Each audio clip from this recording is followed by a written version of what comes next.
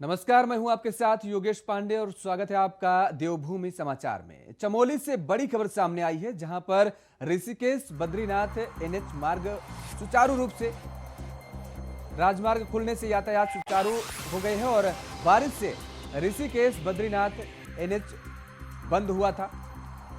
लाम बगड़ के पास पत्थर गिरने से राजमार्ग बंद हुआ था। ये बड़ी खबर आपको बता दें कि चमोली से है, जहां पर राजमार्ग खुलने से यात्रा सुचारू रूप से चालू हुई है। बारिश से ऋषिकेश बद्रीनाथ नेशनल हाईवे बंद हुआ था और ये बड़ी खबर आपको बता दें कि लामबगड़ के पास पत्थर गिरने से राजमार्ग बंद हो गया था, जिसको सुचारू रूप से अब चालू कर दिया गया है। राजमार्ग खुलने से यातायात अब चालू हो गया है। तो ये बड़ी खबर, ऋषिकेश बद्रीनाथ नेशनल हाईवे मार्ग सुचारू रूप से चालू हो गया है और आपको बता दें कि राजमार्ग खुलने से यातायात जो बाधित था वो अब सुचारू रूप से चालू हो गया है। और चमोली से एक खबर है, जहां पर बारिश से ऋषिकेश बद्रीनाथ नेशनल हाईवे बंद हुआ था और अब जिसे चालू कर दिया गया है। आपको बता दें कि लामबगड़ के पास पत्थर गिरने से राजमार्ग बंद हुआ था, जो कि अब चालू हो गया है।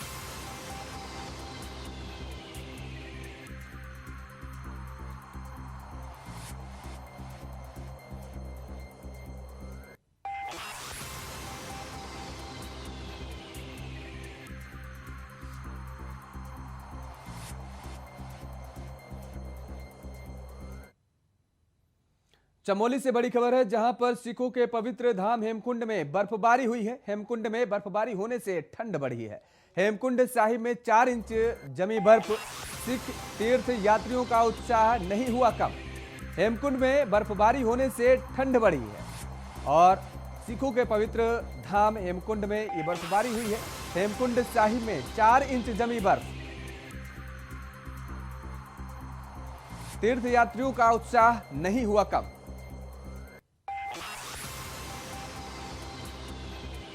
सिखों के पवित्र धाम हेमकुंड में बर्फबारी।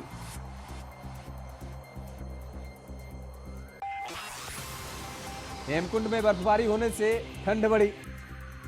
आपको बता दें कि जिस तरीके से हेमकुंड साहिब में बर्फबारी हुई है और बर्फबारी इतनी हुई कि 4 इंच तक बर्फ जम गई है और लेकिन इस बर्फबारी के बावजूद भी तीर्थयात्रियों का उत्साह खासा तौर पर देखने को मिल रहा है। तीर्थयात्रियों का उत्साह कम नहीं हुआ है।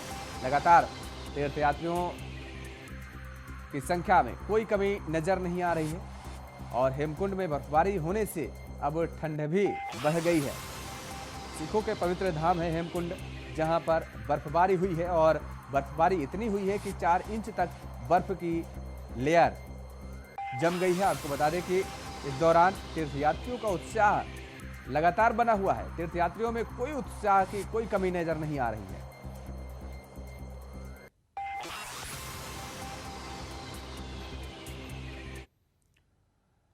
अग्निपथ योजना के खिलाफ किए गए भारत बंद का उत्तराखंड में कोई असर देखने को नहीं मिला है। देहरादून सहित राज्य के प्रमुख शहरों में बाजार खुले हैं और किसी प्रकार के युवाओं के हिंसक उपद्रव की खबर नहीं आई है।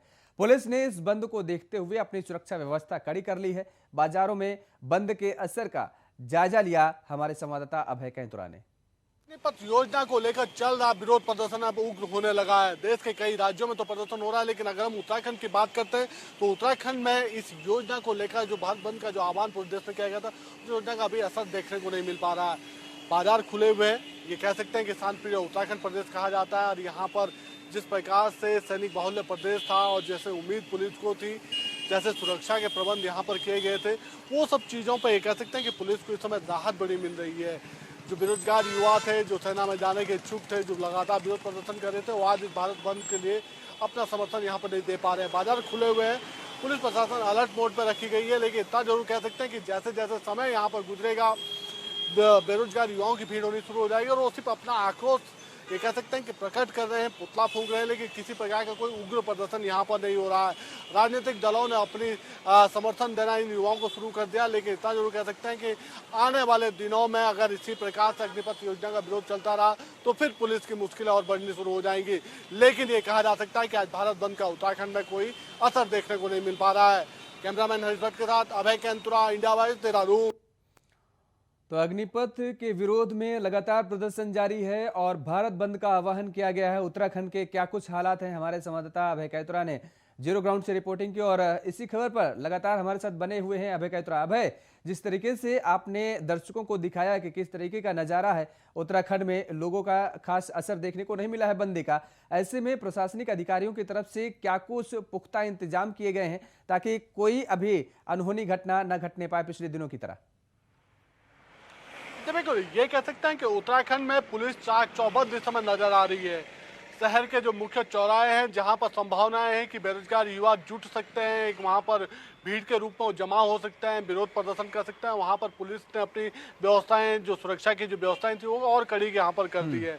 इसके अलावा जो मुख्य जो भवन हैं, जो कह सकते हैं कि आपके सचिवालय हो गया, पुलिस मुख्यालय हो गया, इसके अलावा दूसरे जो प्रमुख संस्थान है जहाँ पर युवा अपना विरोध प्रदर्शन जाहिर कर सकते हैं, वहाँ पर पुलिस अपनी सुरक्षा यहाँ पर बढ़ा दी है। साथ ही जो लोकल इंटेलिजेंस आप कह सकते हैं, जो LIU है, LIU को भी यहाँ पर एक्टिव रहने के लिए कह दिया गया है कि किसी भी प्रकार से जो अगर बेरोजगार युवाओं का आक्रोश भड़कने की कोई सूचना मिलती है तो तत्काल वहाँ पर मौके पर पहुंचकर पुलिस के जरिए उन सभी युवाओं को समझाने का प्रयास वहाँ पर किया जाएगा। अभी तक ये कह सकते हैं कि उत्तराखंड में कोई बड़ी हिंसक घटनाएं देखने को नहीं मिली है। हल्द्वानी में एक ये कह सकते हैं कि कुछ जगहों पर जाम जरूर यहाँ पर लगा था, पुलिस का लाठीचार्ज भी वहाँ पर हुआ था, लेकिन उसके अलावा दूसरी जगहों पर सिर्फ ये कह सकते हैं कि जो युवाओं का विरोध प्रदर्शन था वो पुतले जलाने तक सीमित रहा, नारेबाजी करने तक सीमित रहा। आज देहरादून में भी ये कह सकते हैं कि अभी तक की जो सूचनाएं, उन सूचनाओं में कह सकते हैं कि भारत बंद का कोई असर देखने को नहीं मिला है, लेकिन बेरोजगार संगठन जितना ये यहाँ पर जमा है वो अब आज रैली के शक्ल में सचिवालय कूच यहाँ पर कर सकते हैं। पुलिस ने अपनी व्यवस्था चाक चौबंद यहाँ पर कर ली है। तो कह सकते हैं कि उत्तराखंड सैनिक बाहुल्य प्रदेश तो है, लेकिन साथ ही शांति प्रिय भी है। पुलिस लगातार इन सब चीज़ों पर यहाँ पर कड़ी निगरानी यहाँ पर कर रही है। पुलिस में जिलों में जो पुलिस के जो कप्तान हैं उनकी तरफ से अधिकारियों को दिशा निर्देश यहाँ पर दे दिए गए। स्वयं जो पुलिस के कप्तान है वो भी काउंसलिंग यहाँ पर कर रहे हैं, यानी जो ऐसे संस्थान, शिक्षण संस्थान है, कोचिंग संस्थान है जहाँ पर बेरोजगार युवाओं को कोचिंग मिलती है, जो जहाँ पर तैयारियाँ, यहाँ पर एग्जाम की तैयारियाँ होती है, उन सभी युवाओं को समझाने का प्रयास यहाँ पर किया जा रहा है कि अग्निपथ योजना का विरोध किस हद तक नहीं होना चाहिए। वो इन सब चीज़ों के फायदे वहाँ पर गिनाते हुए नजर आ रहे हैं। साथ में युवाओं को सलाह दे रहे हैं कि किसी भी प्रकार से अगर शांति भंग करने का प्रयास करते हैं तो किस प्रकार से उनके लिए आने वाले दिनों में मुश्किलें यहाँ पर पैदा हो सकती है, क्योंकि जब पुलिस की जो कार्रवाई होगी वो बड़ी लंबी यहाँ पर चलती है। और ऐसे में अगर किसी बेरोजगार युवा का नाम उस कार्रवाई में जुड़ता है तो फिर उसका भविष्य अंधकार में यहाँ पर नजर आ सकता है। इसलिए सभी युवाओं को इस तरह की घटनाओं से दूर रहने की सलाह यहाँ पर दी जा रही है। तो कह सकता है कि उत्तराखंड में तो असर बंद का असर नहीं है, लेकिन साथ में अभी तक कोई बड़ी ऐसी घटना यहाँ देखने को भी नहीं मिली है। जी बिल्कुल, लेकिन अब जिस तरीके से अगर विपक्षी दल कांग्रेस का जिक्र करें तो लगातार ये कहा जा रहा है कि दरअसल वो युवाओं के साथ कंधे से कंधे मिलाकर उनकी पार्टी खड़ी है और ऐसे में शांति प्रिय जो भी प्रदर्शन किए जाएंगे उन प्रदर्शनों में वो पूरा सहयोग करेगी युवाओं का। आज का अगर जिक्र करें भारत बंद का, तो कांग्रेस का इसमें कितना बड़ा योगदान है? जब एक सीधे तौर पर ये कहें तो जो विपक्षी जो दल हैं वो इस आंदोलन को समर्थन तो यहाँ पर दे रहे हैं, लेकिन साथ ही साथ अपनी हिदायतें भी ऐसे युवाओं को यहाँ पर, उन आंदोलनकारी संगठनों को यहाँ पर दे रहे हैं कि अगर शांति प्रिय आंदोलन करेंगे तो विपक्ष का सहयोग उनके साथ पूरा यहाँ पर रहेगा। लेकिन अगर हिंसक घटनाएं यहाँ पर होती है, उपद्रव जैसी स्थिति उन संगठनों के द्वारा यहाँ पर की जाती है, तो फिर उन दलों के साथ किसी भी प्रकार से विपक्ष खड़ा नहीं होगा। उत्तराखंड की क्षेत्रीय पार्टी UKD भी आज अपने स्तर पर विरोध प्रदर्शन यहाँ पर कर रही है। सभी जिला मुख्यालय, तहसील मुख्यालयों पर बीजेपी की तरफ या UKD की तरफ से प्रदर्शन के लिए यहाँ पर कहा गया है। लेकिन सबसे बड़ी बात ये देखने को मिली है कि उत्तराखंड जैसे सैनिक बाहुल्य प्रदेश में अभी तक युवाओं ने सिर्फ विरोध प्रकट किया है, लेकिन आने वाले दिनों में अगर ये लड़ाई ज़्यादा लंबी चलती है, खासतौर पर युवाओं की सीधे तौर पर जो मांग है कि जब तक केंद्र सरकार अपना ये वापस इस योजना को वापस नहीं लेती है तो फिर आने वाले दिनों में कह सकते हैं कि मुश्किलें और बढ़ सकती है। लेकिन युवाओं को समझाने का प्रयास सरकार और पुलिस प्रशासन स्तर पर जरूर यहाँ पर किया जा रहा है। जी बिल्कुल, अभय, आपने कहा कि सरकार की तरफ से लगातार समझाने का प्रयास किया जा रहा है युवाओं को, और ये आरोप भी लगाया जा रहा है बीजेपी की तरफ से दरअसल कि विपक्ष की पार्टियां जो हैं वो युवाओं को भ्रमित करने का काम कर रही हैं। ऐसे में उत्तर प्रदेश में दरअसल एक पहल भारतीय जनता पार्टी करने जा रही है कि अब युवाओं के घर तक भारतीय जनता पार्टी कार्यकर्ता पहुंचेंगे और वो अग्निपथ योजना के बारे में बताएंगे। तो क्या उत्तराखंड में भी ऐसी कोई पहल भारतीय जनता पार्टी शुरू करने जा रही है क्या, या फिर शुरू करने के मूड में नजर आ रही हो?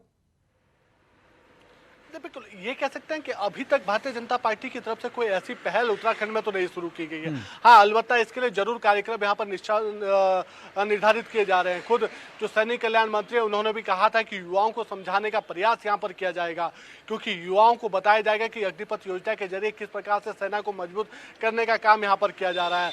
बीजेपी अपने स्तर पर समझाने की बात जरूर कर रही है, लेकिन फिलहाल ये कह सकते हैं कि युवाओं के घर तक बीजेपी पहुंचे वो कार्यक्रम अभी निर्धारित नहीं हो पाए। हाँ, इतना जरूर है कि ब्लॉक स्तर, न्याय पंचायत स्तरों पर इन सब चीजों की जिम्मेदारियां जरूर यहाँ पर दी जा रही है।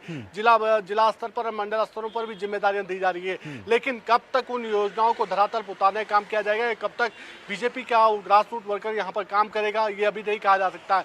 लेकिन युवाओं का प्रदर्शन लगातार जारी है, धीरे धीरे ही सही, लेकिन अपनी बात तो जनता के सामने रखने का, अपनी बात सरकार के सामने रखने का प्रयास कर रहे हैं कि अग्निपथ योजना अगर वापस नहीं होती है तो युवा इसी प्रकार से सड़कों पर उतरकर आंदोलन करेंगे। और अभी तो आंदोलन शांति प्रिय चल रहा है, लेकिन अगर समय ज्यादा खींचता तो फिर हिंसक घटनाएं होने में भी देर नहीं लगेगी। जी बिल्कुल, चलिए बहुत बहुत शुक्रिया तमाम सारी जानकारी देने के लिए। अभय, तो उत्तराखंड में खास तौर पर अगर बंद का असर का जिक्र करें तो बेहद जो है वो शांतिपूर्ण माहौल बना हुआ है और बंद का असर मिला जुला देखने को मिला है।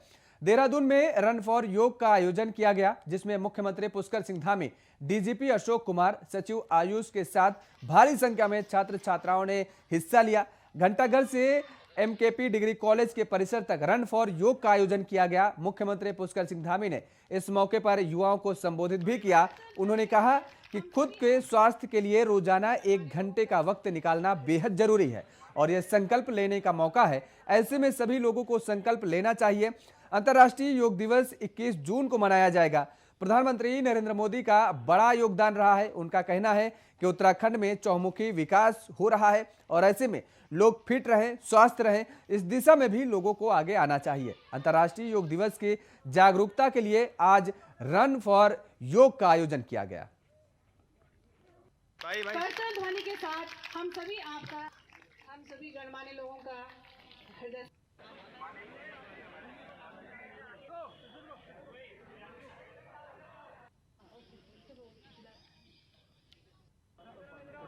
अपना बचपन भी याद आ रहा था कि हम लोग भी जब कभी प्रभात फेरी होती थी, कभी कोई कार्यक्रम होता था, 26 जनवरी होती थी, 15 अगस्त होता था, तो हम लोग बड़े उत्साहित रहते थे पहले से कि आज हम प्रभात फेरी में जाएंगे, आज हम दौड़ लगाएंगे, आज हम सबके साथ जो है एक पूरे जुलूस के रूप में किसी स्थान पर पहुंचेंगे।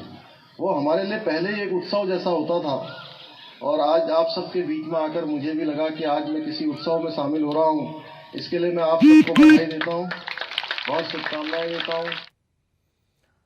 उधर उत्तराखंड विधानसभा अध्यक्ष रितु खंडूड़ी भूषण ने आज केंद्रीय ग्राम विकास एवं पंचायती राज मंत्री गिरिराज सिंह के उत्तराखंड आने पर मुलाकात की। इस दौरान विधानसभा अध्यक्ष ने केंद्रीय मंत्री का स्वागत एवं अभिनंदन भी किया।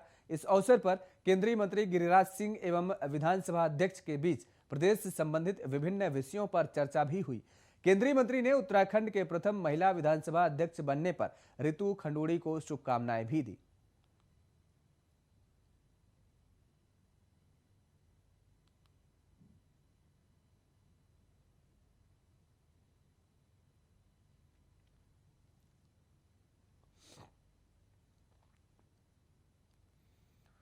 आठवीं योग दिवस के अवसर पर पतंजलि योगपीठ 75 आइकॉनिक स्थानों, 500 जिलों और 5000 तहसीलों के साथ साथ लाखों गांवों और कस्बों में लगभग 20 से 25 करोड़ लोगों के साथ योग करने जा रहा है।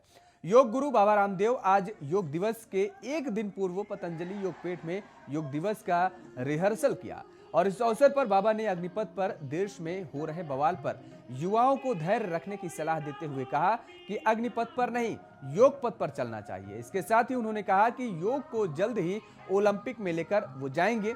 उन्होंने कहा कि योग कोई पूजा पाठ नहीं बल्कि पूर्वजों की विद्या है। इससे हम रोगों को न केवल कंट्रोल कर सकते हैं बल्कि उनको दूर भी भगा सकते हैं।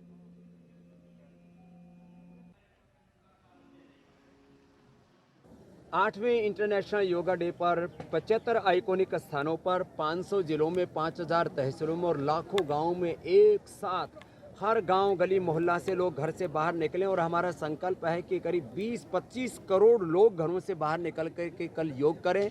हम यहाँ पतंजलि योगपीठ पतंजलि वेलनेस में होंगे, पूज्य आचार्य जी लाल किले पर होंगे और कोई देश का आइकॉनिक स्थान ऐसा नहीं बचेगा जहां पर योग न हो रहा हो।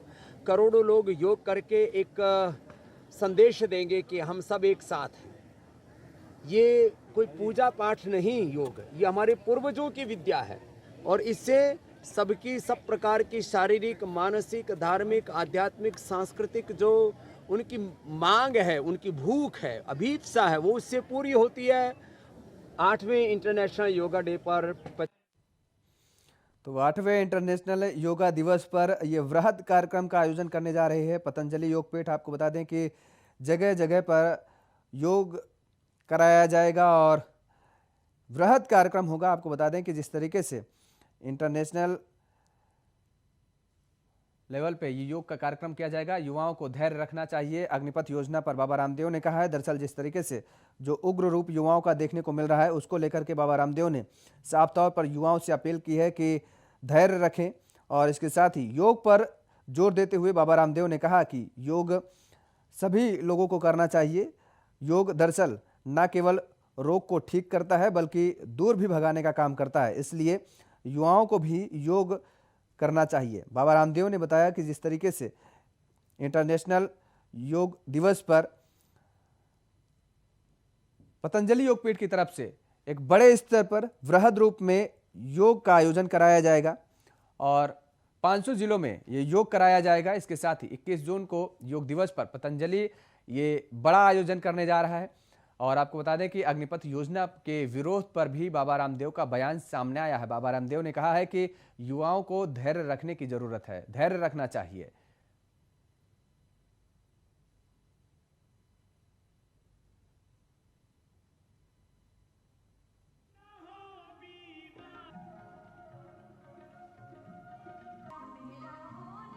आठवें इंटरनेशनल योगा डे पर 75 आइकॉनिक स्थानों पर 500 जिलों में 5000 तहसीलों में और लाखों गांवों में एक साथ हर गांव, गली, मोहल्ला से लोग घर से बाहर निकलें और हमारा संकल्प है कि करीब 20-25 करोड़ लोग घरों से बाहर निकल कर कल योग करें।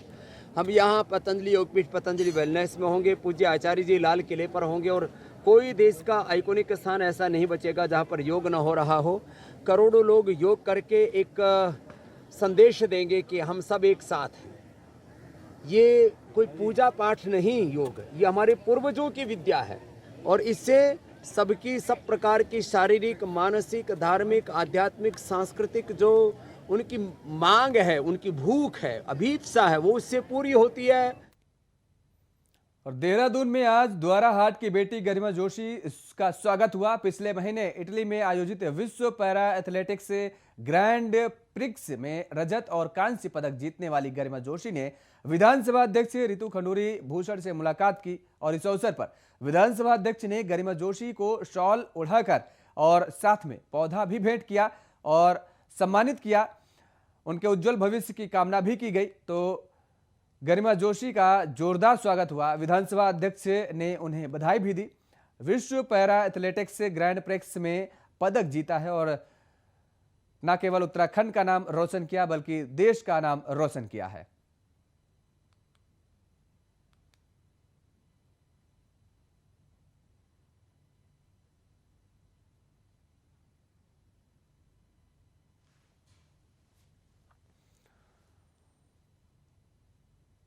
तो गरिमा जोशी को सम्मानित किया गया है। विश्व पैरा एथलेटिक्स ग्रैंड प्रिक्स में गरिमा जोशी ने पदक जीता है और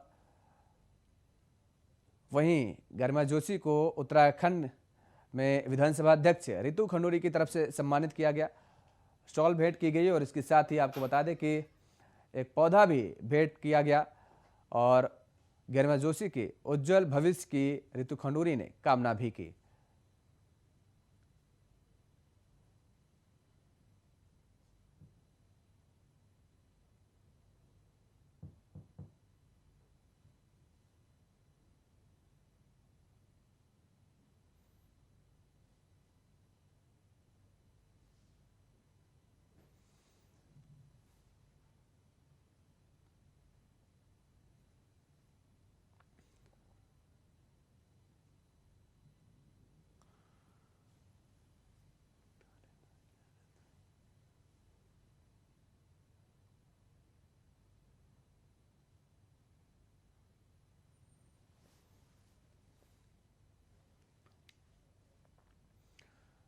देश भर में अग्निपथ योजना को लेकर चल रहे विरोध से उत्तराखंड भी अछूता नहीं है। हल्द्वानी, देहरादून, कोटद्वार समेत तमाम जगहों पर युवा सरकार के खिलाफ प्रदर्शन कर रहे हैं। तो वहीं अब मुख्यमंत्री पुष्कर सिंह धामी ने भी युवाओं से अपील करते हुए कहा कि प्रधानमंत्री की इस योजना का युवाओं को लाभ मिलेगा। उन्होंने कहा कि 25% नौकरियों में आरक्षण भी अग्निवीरों को मिलेगा। उन्होंने कहा कि इस तरीके के प्रदर्शन जनहित में नहीं है, लिहाजा युवाओं को ऐसे प्रदर्शनों से बचना चाहिए।